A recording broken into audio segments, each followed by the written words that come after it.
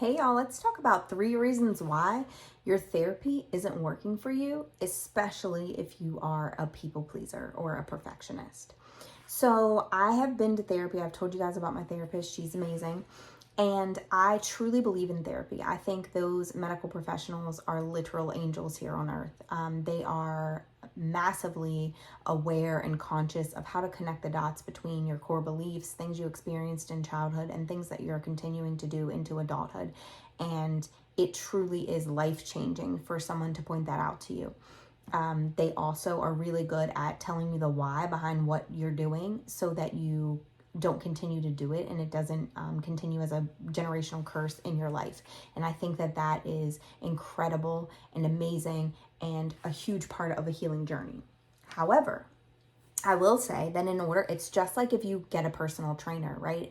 In order for a personal trainer to actually help you in your journey, you have to do the things that they're saying. You have to do the homework. You have to be honest. You can't go in there and tell them, oh, I've been following my meal plan and I'm still gaining 10 pounds every month.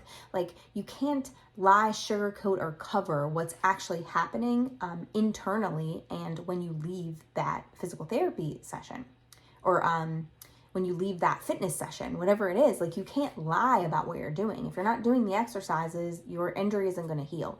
If you're not eating correctly, your personal trainer is not going to make you into this anomaly where you can just outwork your diet. And so we tend to, when we're people pleasers and we're perfectionists, we tend to tell people what they want to hear as opposed to getting completely vulnerable with them so they can help us. So that's actually one of the reasons why therapy might not be working for you. Because if you're going to therapy and you're not 100% honest, then you're literally telling the therapist what they want to hear as opposed to telling them what they need to know about you to help you.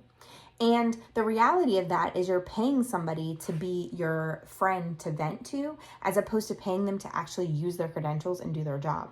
And if we're being completely honest, therapists have seen enough people to know when that's actually what you're doing.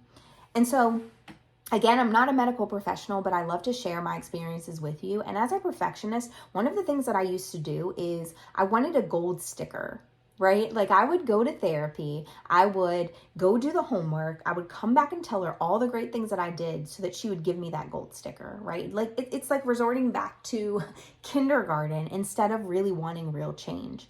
And so because I grew up in a household where I felt like that was the case, right? So you have this feeling that as long as you're producing good grades, as long as you're bringing back results for them, then you're going to get a gold sticker and they're not going to judge you for any of the other behaviors that you're doing, right? And the same thing was true for therapy. So if I was going there, not really worried about real change, but I wanted to come back and for her to tell me that I was a great client, then what was I really doing there?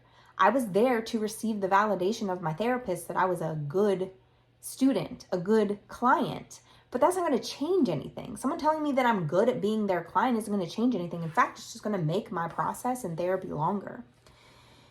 So what do we have to do then? We have to say, okay, is my goal to get my therapist to think that I'm great and productive? Is my goal to stay in the victimhood mentality and to go back in and say, look at all the great things I've done and it's still not working, so that they give excuses or think that there are excuses that are outside of you for why these patterns are still continuing in your life? Because sometimes we do that to escape the accountability from going to therapy. So we'll say, look, I've seen it done with diets before. Like, look at how well I'm eating and I'm still not losing weight. But you forget to tell somebody what you did when you went home and you ate, 7 cookies. Not that I'm shaming anybody for doing that. I'm just saying that if you did eat the 7 cookies and you continued that pattern for the course of a month, then you can't be surprised that the weight loss journey isn't happening for you. And the same thing is true of therapy. If you do the homework just to put it down on paper and to come back and get your gold sticker, then are you really doing the work, or are you portraying the image like you are doing the work so that your therapist thinks that you're a good client and so that you can deflect the accountability of actually making change?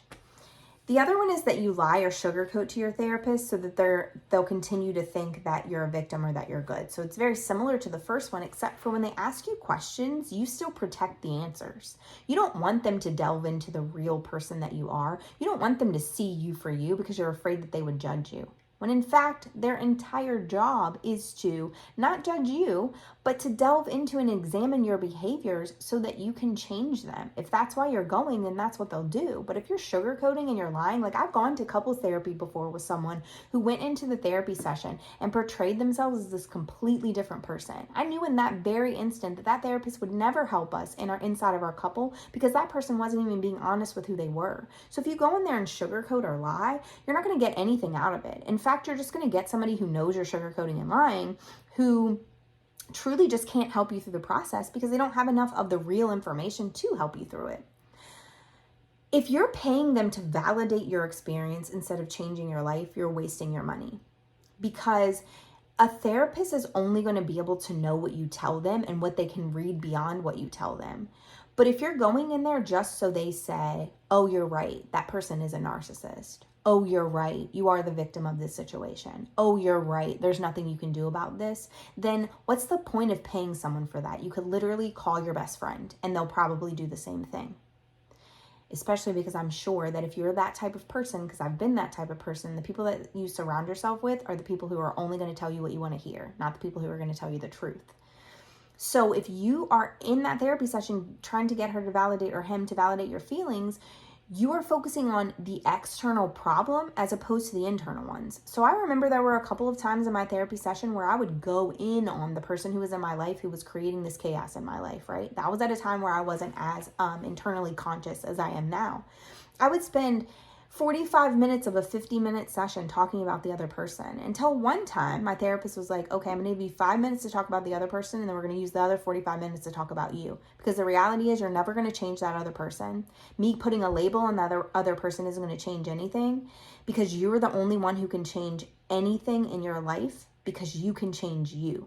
So instead of focusing on, is that person a narcissist? They might be, who cares? Focus on why you would allow that person to continue to be in your life. Instead of focusing on, are your kids unruly? Focus on why you're not the victim of your children and you're actually in control of that household. Like, what can you do? What boundaries can you set to make that situation be what you want it to be? Instead of focusing on your dysfunctional family system, focus on why you continue to go back to it expecting it to be any different than it always has been. The people haven't changed, the system won't change. And so when my therapist said that to me, I was like, wow, that is so true. I'm coming to therapy and spending 50 minutes on what this person should change to literally make my life different when I'm the one who has the power to change something to make it different. And so I started saying, okay, here's what's going on and here's how I'm dealing with it and here's how I'm responsible for some of the things that are happening. And once I started to do that, then I was able to change a ton of things, because I was in a relationship that I knew wasn't right for me. So I would go and talk about how the person was treating me, and she would say, okay, I hear you and I understand that that's how you feel, but again, putting a label on that is going to change nothing. Let's put a label on what you're doing. Right now, what you're doing is codependency and people pleasing. So why are you doing that? What does your core belief say about you that says that you need to people please in order to be in a relationship? And we were able to unearth that core feeling of not being good enough was the reason why I tolerated things that were less than what I wanted out of a relationship.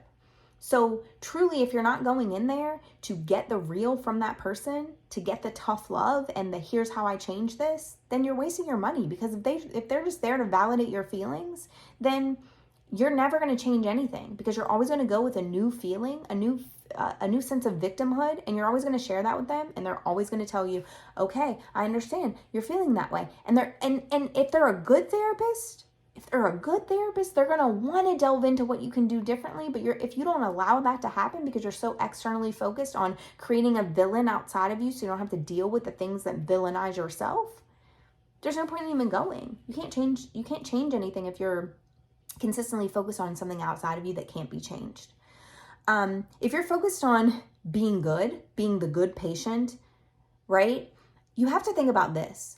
Sometimes the good employee isn't the good mom, right? Sometimes what they need from you at work to deem you a good employee, meaning you will stay late, come early, all of these things, is the very same thing that would not make you a good mom, because you or you would not feel like one. I'm not going to judge you because I don't know what deems a good mom, but it would not make you feel like one if you're late for the bus stop every day and you have to drop them off at the before school program at 6:30 and you don't get home until 7. Like if that doesn't make you feel like a good mom, but it makes you feel like a good employee, then you have to understand that good is just a construct that people have created and is based on circumstances and inside of that specific experience. It's not going to make the whole person good. And if you're striving for good anyway, you're never going to reach it because good is a perspective, right? So you have to really think about, do I want to be the good patient or do I want to be a changed person? Because the good patient's probably not going to be the changed person. The person who, like, I always did my homework at therapy, but I meant it. Like I was doing something about it. I wasn't just writing it on paper so I could come back and tell her I had done it. Like once I really legit got into doing the therapy for the reason that it was supposed to be done for, that's what happened. I started actually doing it and making the changes, and I started to notice that I talked less about what was happening externally outside of me and more about what was happening in me. And then the last thing is, if you're just going for empathy, for someone to empathize with where you are, you will never truly see the truth because your experience is only part of the experience, right? But the truth is everything all encompassing. So if your experience is that this person is, a narcissist, this person is taking advantage of you, this person is, being verbally abusive to you, then that is your perspective and that is your experience. It is the truth for your part of it. And the reality is that if you're just going to therapy for somebody to empathize with you on that, you're not going to get the full truth of the experience because yes, they are taking advantage of you for your people-pleasing behavior, but here's why you're doing that people-pleasing behavior. So until you heal that thing that is causing that void in your life to be filled by people pleasing, then you're never going to get out of these type of relationships because what you act in is what you attract. And so I just really encourage you to think about going to therapy as the greatest action that you can do to help yourself change your behaviors. And action is the place where we tend to get stuck because we know what needs to be done, but we haven't quite stepped into that doing of the thing.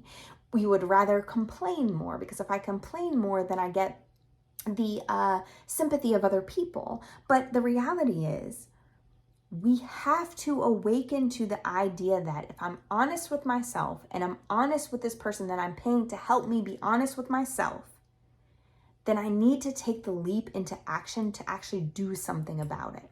So today I would encourage you, if you don't have a therapist, find a good one. Therapy is amazing. And when you find one, make sure that you are 100% upfront in the beginning where you say, listen, I'm a people pleaser, but I don't want to come here to get a gold sticker. Listen, I'm a perfectionist, but I don't want to come here for you to tell me I'm a good girl because I did the homework. I want you to help me unearth and uncover the core beliefs and the conditioning that has brought me to this point because I want to heal and change. Thank you for listening. I appreciate all of you. And as always, remember, you can look me up on all social media sites and on YouTube, as well as the Peace Podcast that comes out every Monday on Spotify, Apple Podcasts, and YouTube videos. You can look me up on my website at carrienicole.com. And something exciting for this week is I just published a poetry book called Poems to Heal the Dead Things. It's not like any other poetry book you've read because it's poems written by me, but then also life lessons that were learned through those journeys in the time periods that I wrote the poems about, and then also journaling pages for you to walk yourself through those experiences so that you can come to a place of healing. If you'd like to purchase, that will be connected to this video so that you can do that. Or if you go to my website or any of my social media platforms and click the link in the bio, you'll be brought right to the page where you can purchase. Again, I appreciate all of you guys, and I will see you next time.